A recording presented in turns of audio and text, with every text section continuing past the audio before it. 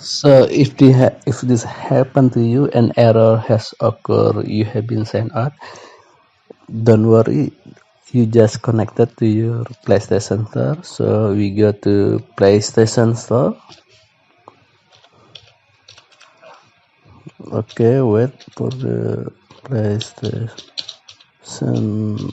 Store, and then you will see you already connected to your PlayStation Store.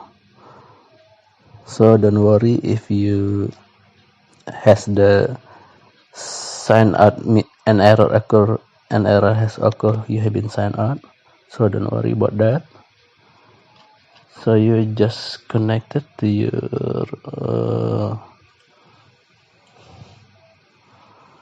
PlayStation Store in here. Look at this, my PlayStation. Okay, just like that. So don't worry if an error has occurred, you have been signed out. Okay guys, just like that, you are in your account.